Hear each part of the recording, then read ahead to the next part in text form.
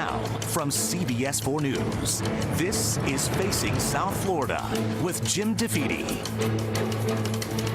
Good morning, I'm Jim DeFede, and welcome to Facing South Florida. The Democratic presidential field continues to grow. In a few minutes, we will be joined by the latest Democrat to get in the race, Miramar Mayor Wayne Messam. But first, 18 months after Hurricane Maria decimated Puerto Rico, President Donald Trump this week declared himself the savior of the island. I've taken better care of Puerto Rico than any man ever. We have $91 billion going to Puerto Rico. We have $29 billion to Texas and $12 billion to Florida for the hurricanes. Puerto Rico has been taken care of better by Donald Trump than by any living human being. And while the president patted himself on the back, he also took a shot at the island's leaders, including the governor, Pedro Rosello.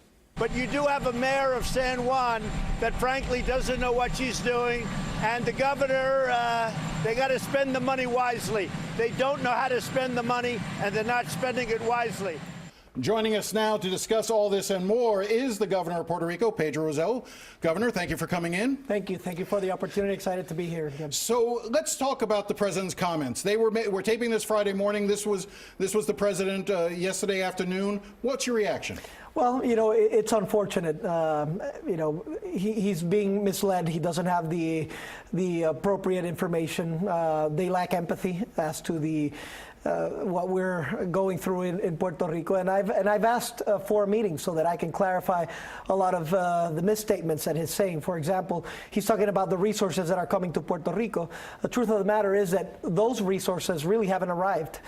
We have been getting resources for the emergency, but in terms of permanent work, we've only been disbursed $86 million.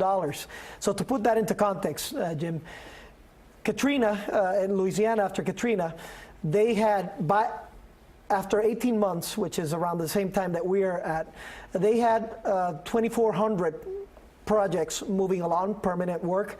We have only 46.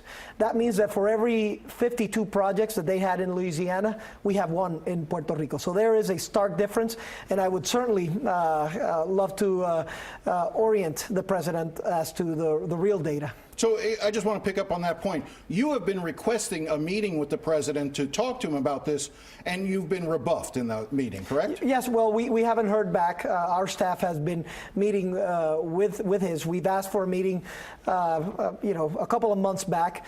About a month ago, I had the opportunity to go to the White House in an NGA meeting. I saw the president briefly. Those are protocol events.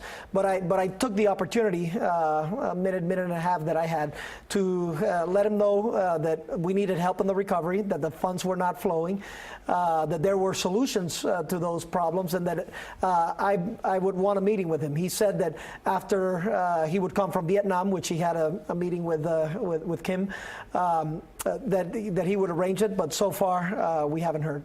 So I just want to be clear about something. So the president says that $91 billion of federal aid has flowed to Puerto Rico.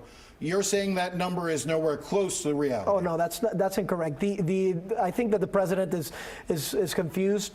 There's an expected damage of $91 billion that should be flowing. Some of it has been authorized. 20 billion of those have come from Congress for the CDBG funding and so forth. But really, what has gone to Puerto Rico has been about $5 to $7 billion of emergency work. That means everything that was to put roofs back on, to put the roads working, to pay you know, the emergency workers to come in, to start doing that sort of work. That has been paid for. But in terms of the reconstruction, which is the big part now, the important part, how do we rebuild effectively for Puerto Rico? We've only have 46 projects ongoing, which is about $86 million. Well, he seems to be blaming you. He says they don't know how to spend the money and they're not spending it wisely. Again, I think he's confused. He's being misled with information. And you know, I'm a scientist by trade, Jim. I go with data. I go with evidence. We are running what we feel is the most transparent reconstruction effort in the history of the United United States. We have a transparency portal. We've agreed to unprecedented levels of oversight within the funding because we know it's taxpayer money, so we want to make sure it's utilized appropriately. But here's what's at stake, Jim. Moving forward, Puerto Rico has been the third jurisdiction in the world that has been hit hardest by the events of climate change. The Hurricane Maria was one of them.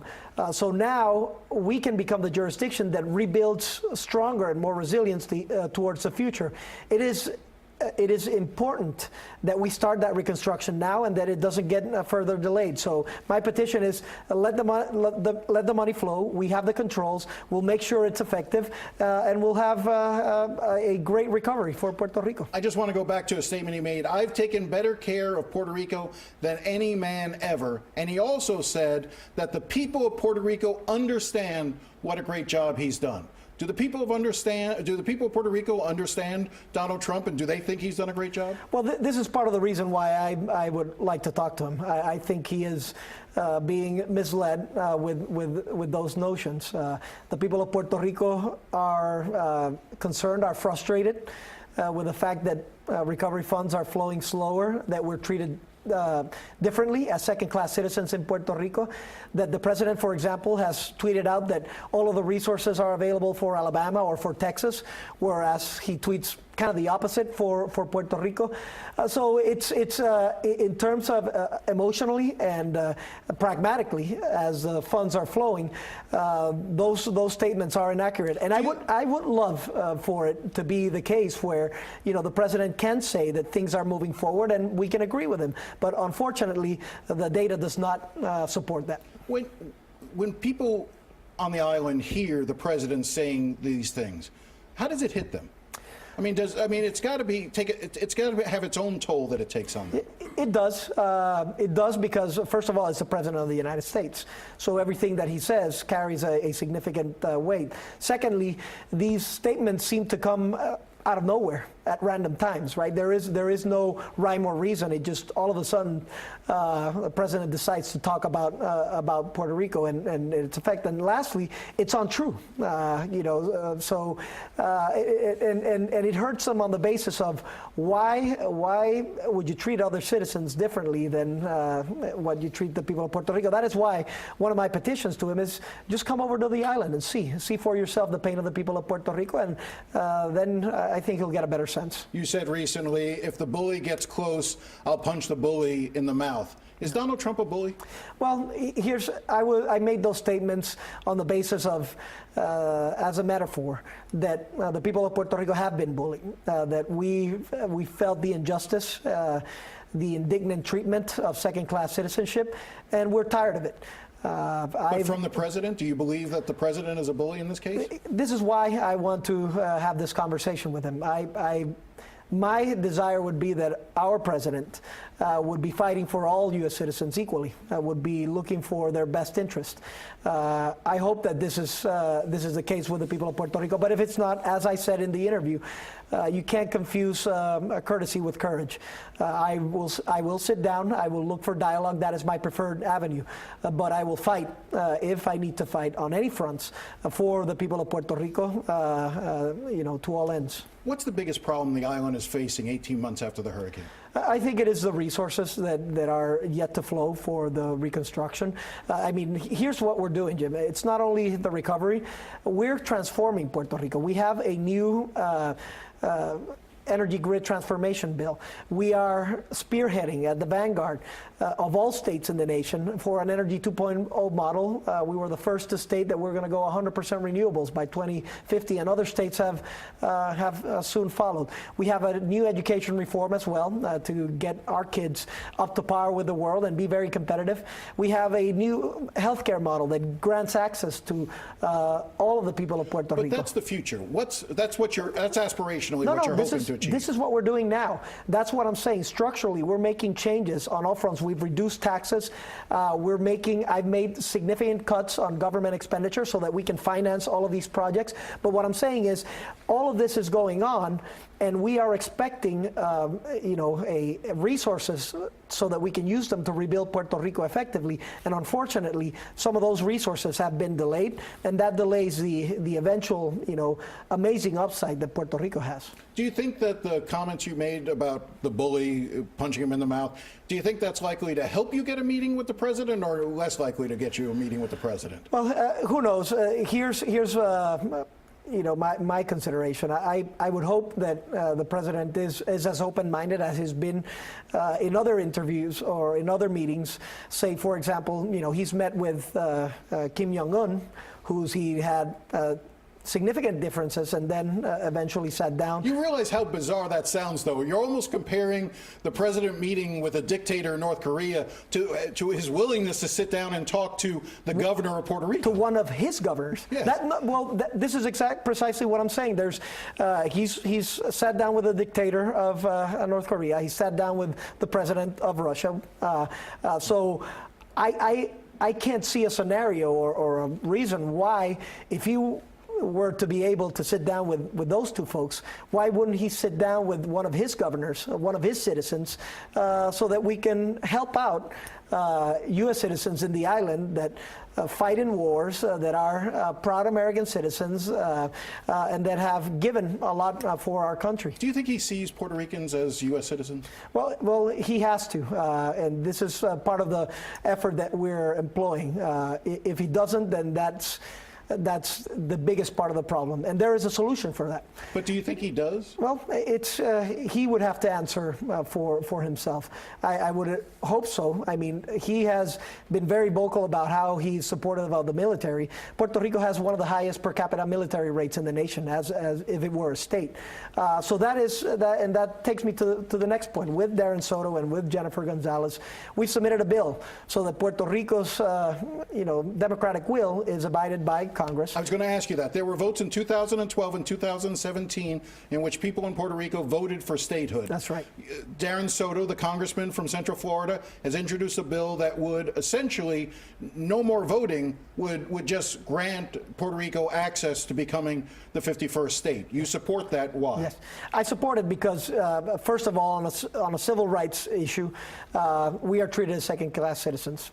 All of our previous conversation is based on that. Secondly, on a democratic rights issue, we voted twice already, and in both occasions, statehood has won overwhelmingly. And third, Congress has the power to enact a bill that will allow Puerto Rico to become a state. So it listens to the will of the people of Puerto Rico. It ends injustice and civil rights mistreatment, and it allows us finally a platform to veer away from the powerlessness that we have right now in Puerto Rico and actually have clout, whether it being with a direct vote for our commander-in-chief or as well as voting representation in Congress. Do you think it's likely to pass? Yeah, it's a tipping point right now. In the United States, here's an important piece of data, Jim. Before the storm, only 20% of U.S. citizens knew that Puerto Rico was part of the United States. After the storm, it's over 80%. And people see how the recovery has been in Puerto Rico, and they ask themselves, why are they being treated differently?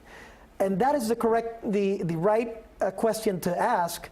And the answer is because there is an underlying injustice in being a colonial territory that doesn't grant you political power, and that we can right by allowing Puerto Ricans to become part of the United States as a 51st state. So there is the historic opportunity to do it, and my petition is for everybody in Congress to have a firm position on this. You're either with the people of Puerto Rico or you're against. It's time to stand to put up or to shut up, and this is one of the vehicles that we'll have to discuss so that we can make sure that Puerto Ricans are finally first-class citizens as opposed to second-class citizens. Last thing, very briefly, let's see if I can get a one-word answer.